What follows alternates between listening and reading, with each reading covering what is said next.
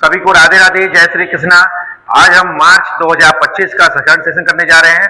तो चलिए, आज सेकंड सेशन का पहला क्वेश्चन क्या बोल रहा है आपसे। गोविंद घाट से हेमकुंड साहिब जी रोपवे प्रोजेक्ट को केंद्र ने मंजूरी दे दी। ठीक है, तो यह किस राज्य में है? तो इसका जो करेक्ट आंसर हो जाएगा उत्तराखंड, ऑप्शन बी। क्लियर है ये बात?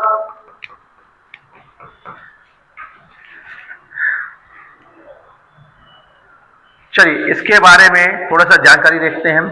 तो ये वही बात लिखी हुई है, तो देखिएगा, जिसका उद्देश्य तीर्थ यात्रा की सुगमता को बढ़ाना और भारत के उत्तराखंड में पर्यटन को बढ़ावा देना है। यह रोपवे 12.4 किलोमीटर लंबा होगा और इसकी अनुमानित लागत लगभग 2730.13 करोड़ रुपए है।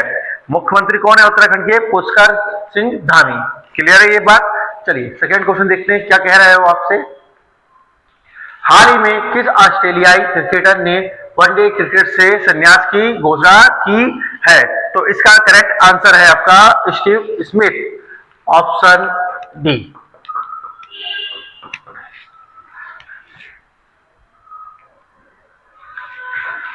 ऑस्ट्रेलियाई क्रिकेटर स्टार बल्लेबाज स्टीव स्मिथ ने चैंपियंस ट्रॉफी 2025 के सेमीफाइनल में भारत से ऑस्ट्रेलिया की हार के बाद वनडे इंटरनेशनल क्रिकेट से संन्यास की घोषणा की है। ठीक है, बता दें कि स्मिथ को 2015 और 2021 में ऑस्ट्रेलिया का पुरुष one day player of the year चुना गया था और वह 2015 में आईसीसी पुरुष one day team of the year का हिस्सा थे। क्लियर है ये बात? अब नेक्स्ट क्वेश्चन देखिएगा। Taurus cap D 350 missile Germany और किस देश द्वारा संयुक्त रूप से विकसित की गई? तो इसका करेक्ट आंसर है ऑप्शन ए, स्वीडन।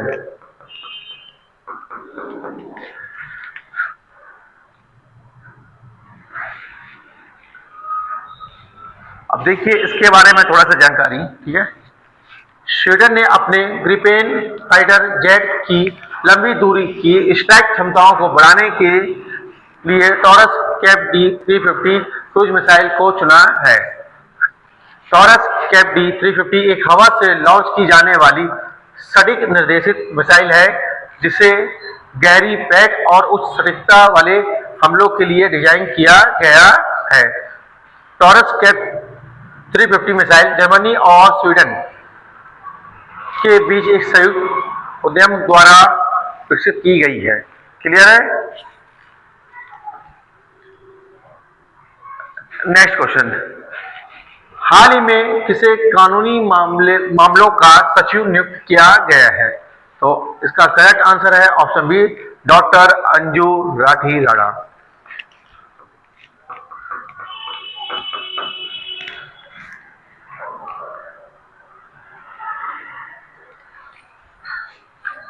तो इसके बारे में जानकारी क्या है आपका। भारतीय विधिक सेवा अधिकारी डॉक्टर अंजू राठी राणा को विधिक मामलों के विभाग का सचिव नियुक्त किया गया है।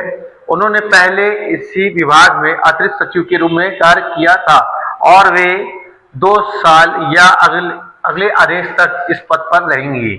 उनकी नियुक्ति का उद्देश्य कानूनी सलाह, विधायी कार्यों को मजबूत करना और प्रमुख कानूनी सुधारों और नीति निर्माण में योगदान देना है।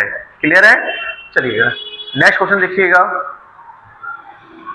एशियाई कुश्ती चैंपियनशिप 2025 में भारतीय पहलवान मनीषा पनवाला ने कौन सा पदक जीता है? तो इसका जो करेक्ट आंसर है ऑप्शन सी, स्वर्ण पदक।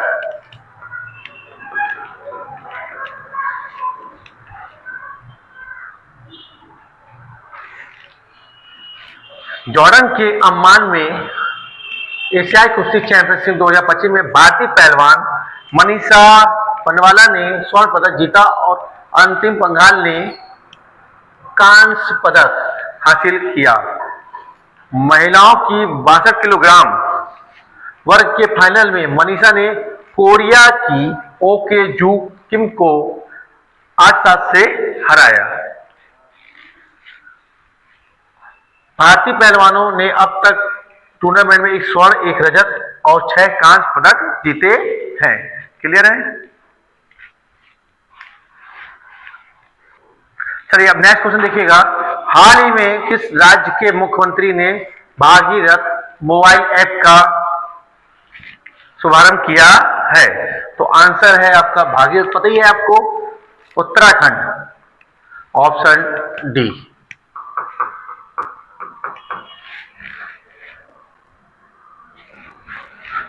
मुख्यमंत्री पुष्कर सिंह धामी ने जल संरक्षण अभियान 2025 की थीम, ये बहुत इंपॉर्टेंट है, धारा मेरा नौला मेरा गांव मेरा प्रयास मेरा पर आधारित भागीरथ मोबाइल ऐप का शुभारंभ किया।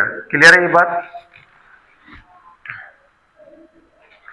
नेक्स्ट क्वेश्चन देखिएगा। भारत ने म्यांमार में भूकंप से प्रभावित लोगों की मदद के लिए कौन सा ऑपरेशन शुरू किया है? तो इसका करेक्ट आंसर है ऑपरेशन ब्रह्मा।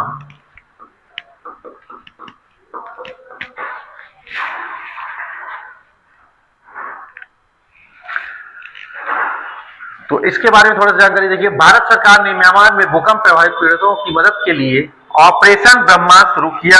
ठीक है, 28 मार्च 2025 को म्यांमार में 7.7 तीव्रता का भूकंप आया था, जिसमें कम से कम 1000 लोग मारे गए।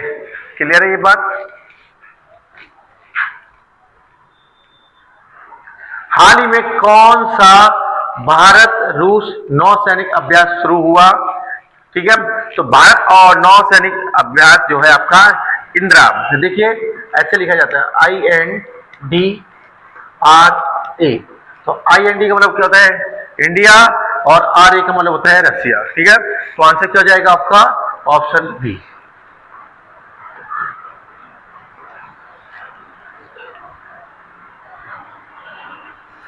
क्लियर है ये बात? देखिए अब भारत रूस द्विपक्षीय नौसैनिक अभ्यास इंद्र का 14वां संस्करण 28 मार्च से 2 अप्रैल 2025 तक चेन्नई में आयोजित किया गया, जिसमें समुद्री सहयोग मजबूत हुआ। अभ्यास में 2 चरण शामिल हैं, आदान प्रदान और खेल के साथ साथ बंदरगाह चरण, और उन्नत नौसैनिक अभ्यास के साथ समुद्री चरण। क्लियर है ये बात? अब नेक्स्ट क्वेश्चन देखिएगा। विश्व सतत विकास शिखर सम्मेलन 2025 कहां आयोजित किया गया? तो आंसर है नई दिल्ली, ऑप्शन बी।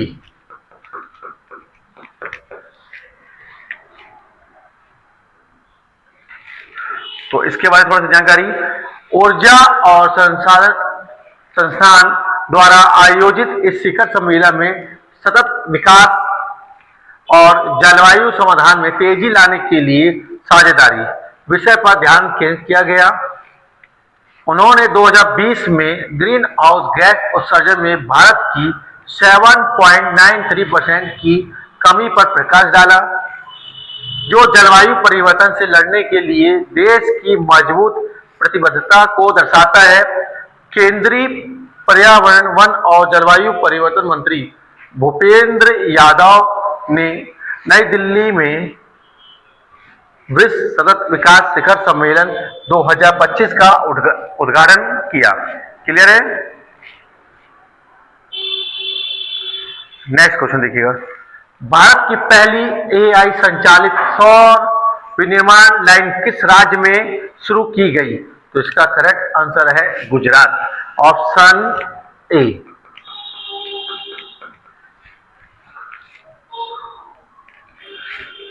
तो इसके बारे में देखिएगा। केंद्रीय मंत्री प्रहलाद जोशी ने गुजरात के सूरत के कोसांबा में गोल्डी सोलर की नई सुविधा में भारत की पहली AI संचालित सौर विनिर्माण लाइन का शुभारंभ किया। AI संचालित सुविधा भारत के नेट जीरो संक्रमण का समर्थन करते हुए सटीकता, मापनीयता और दक्षता को बढ़ाती है। संयंत्र की नियोजित उत्पादन क्षमता 14 गीगावाट है और यह उद्योग प्रथम एआई नवाचारों को एकीकृत करता है।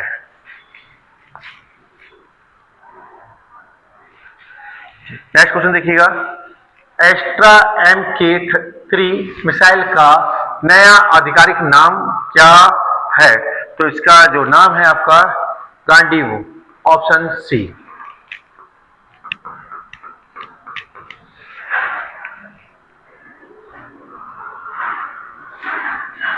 अब नेक्स्ट क्वेश्चन देखिएगा, पहले जानकारी देख लेते हैं इस क्वेश्चन की जो अभी पढ़ा है। भारत की अस्त्र MK3 मिसाइल का नाम बदलकर गांडीव कर दिया गया, जो महाभारत में अर्जुन के प्रसिद्ध धनुष से प्रेरित है। क्लियर है? यह लड़ाकू विमानों के लिए डिजाइन की गई एक दृश्य सीमा से परे हवा से हवा, ये इंपॉर्टेंट है, हवा से हवा में मार करने वाली मिसाइल है। इसे DRDO द्वारा विकसित किया गया है। इसका उद्देश्य BVR हवाई युद्ध में क्रांति लाना है। इसे IAF के सुखोई Su-30 MKI और तेजस विमानों पर तैनात किया जाएगा। चलिए अगले क्वेश्चन में क्या बोल रहे हैं आपसे। हाल ही में फेडरल बैंक ने किस अभिनेत्री को अपना पहला ब्रांड एम्बेसडर बनाया है? तो इसका करेक्ट आंसर है आपका विद्या बालन, ऑप्शन बी।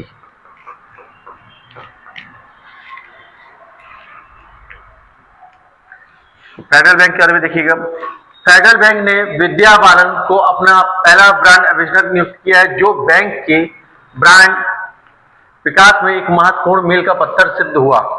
इस एसोसिएशन का उद्देश्य बैंक की बाजार परिवर्तन रणनीति के हिस्से के रूप में विविध भौगोलिक क्षेत्रों, लिंगों और पीढ़ियों को आकर्षित करना है। ठीक है, फेडरल बैंक एक भारतीय निजी क्षेत्र का बैंक है जिसका मुख्यालय केरल के अलुवा में है। CEO कृष्णन मणियन। ठीक है, संस्थापक कौन है? KP हॉर्मिस।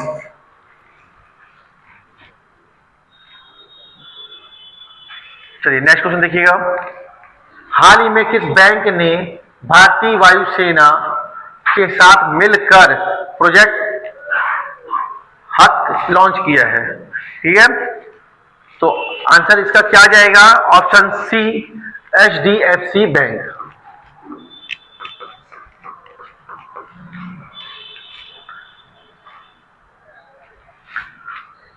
तो इसके बारे में देखिए, HDFC बैंक ने भारतीय वायुसेना और CSC अकादमी के साथ प्रोजेक्ट हक शुरू करने के लिए एक समझौता ज्ञापन पर हस्ताक्षर किए, जो दिग्गजों, पेंशन भोगियों और उनके परिवार का समर्थन करता है। HDFC के परिवर्तन कार्यक्रम का हिस्सा यह पहल कौशल विकास और वित्तीय प्रशिक्षण प्रदान करने के लिए प्रमुख वायुसेना इकाइयों में 25 केंद्र स्थापित करेगा। कितने केंद्र? 25। इस परियोजना का उद्देश्य आर्थिक समावेशिता और वित्तीय स्वतंत्रता के साथ रक्षा सेवा परिवारों को सशक्त बनाना है।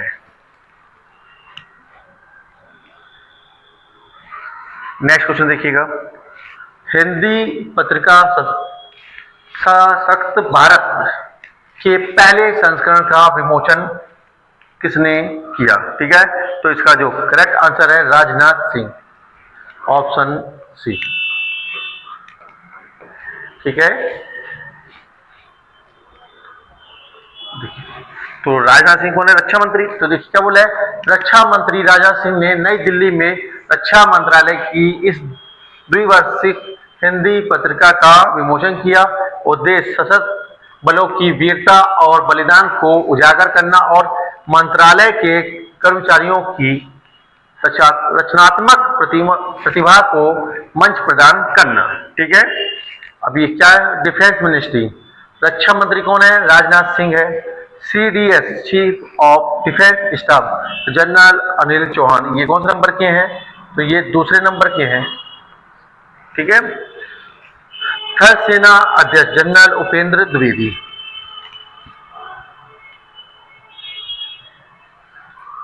नेक्स्ट क्वेश्चन, किस राज्य सरकार ने महिला सुरक्षा के लिए प्रोजेक्ट हिफाजत शुरू किया है? तो आंसर हो जाएगा ऑप्शन ए, पंजाब।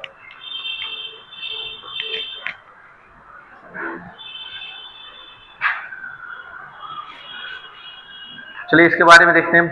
पंजाब सरकार ने महिलाओं की सुरक्षा और सम्मान सुनिश्चित करने तथा हिंसा पीड़ितों के लिए प्रतिक्रिया तंत्र को मजबूत करने के लिए प्रोजेक्ट हिफाजत शुरू किया है।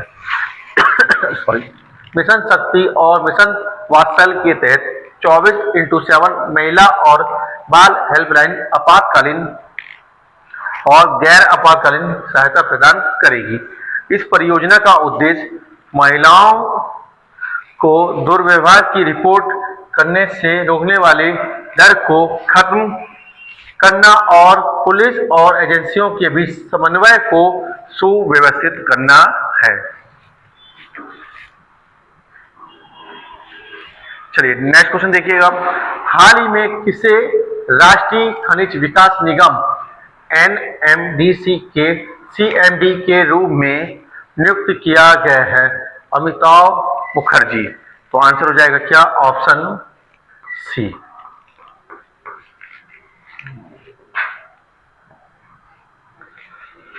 तो इसके बारे में देखते हैं।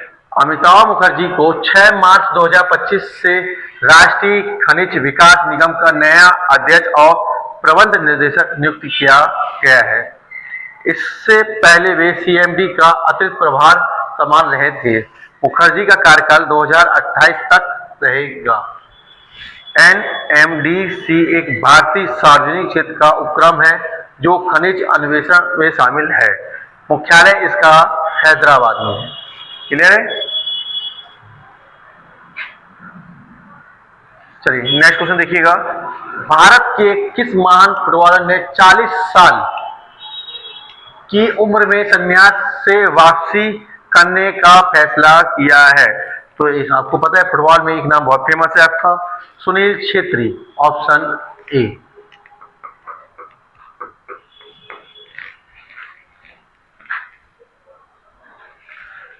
चलिए नेक्स्ट क्वेश्चन देखिएगा। अंतरराष्ट्रीय महिला दिवस कब मनाया जाता है? तो अंतरराष्ट्रीय महिला दिवस 8 मार्च।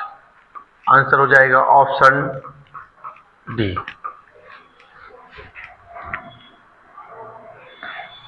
तो चलिए इसके बाद थोड़ा सा देखते हैं। इस वर्ष के लिए थीम एक्सेलरेट एक्शन तय की गई है।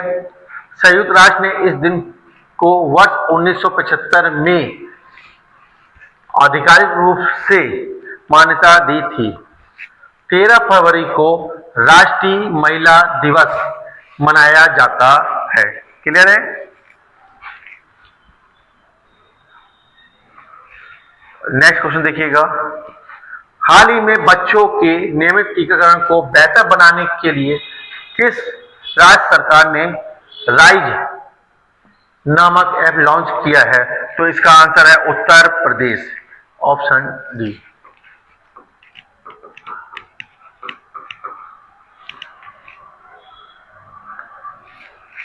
तो देखिए इसके बारे में। उत्तर प्रदेश सरकार ने बच्चों के नियमित टीकाकरण को बेहतर बनाने के लिए राइज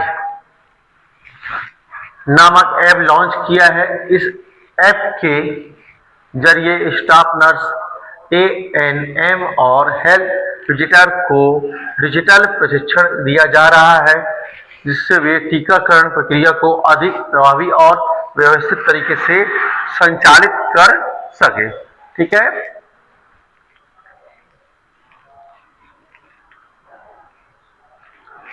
चलिएगा अब नेक्स्ट क्वेश्चन देखिएगा। हाल ही में भारतीय नौसेना ने कहां अभ्यास सी ड्रैगन 2025 में भाग लिया है? तो इसका सही आंसर हो जाएगा गुआम। Option A.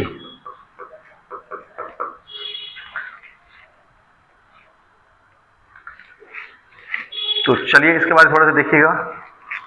5 देशों की नौसैनिक अभ्यास सी ड्रैगन 2025, जिसमें भारतीय नौसेना भी शामिल है, पश्चिमी प्रशांत महासागर में गुआम तट पर शुरू हुआ।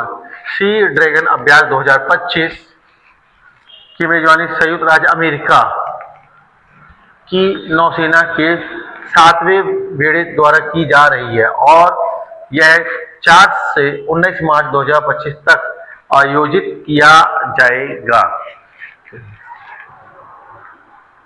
चलिए नेक्स्ट क्वेश्चन देखिएगा। हाल ही में जारी वैश्विक संपत्ति रैंकिंग में भारत किस स्थान पर है? तो आंसर हो जाएगा आपका क्या, चौथे, ऑप्शन सी।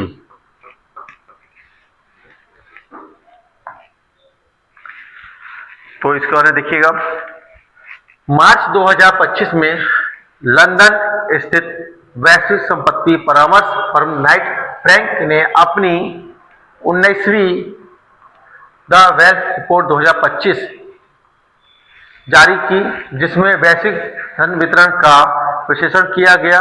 भारत दुनिया का चौथा सबसे बड़ा हाई नेटवर्थ इंडिविजुअल्स वाला देश बन गया है।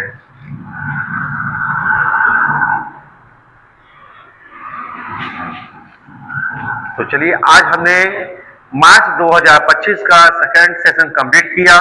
इससे पहले हमने पहला सेशन कंप्लीट कर लिया था और इससे ठीक पहले हमने जनवरी और फरवरी 2025 का सेशन पूर्णतः कंप्लीट कर चुके हैं। आज हमने मार्च 2025 का दूसरा सेशन भी कंप्लीट कर लिया है। तो आप इसे अच्छे से पढ़िएगा, कवर करिएगा और कमेंट बॉक्स पर कमेंट करके बताइएगा सेशन कैसा लगा। चलिए राधे राधे, जय श्री कृष्ण।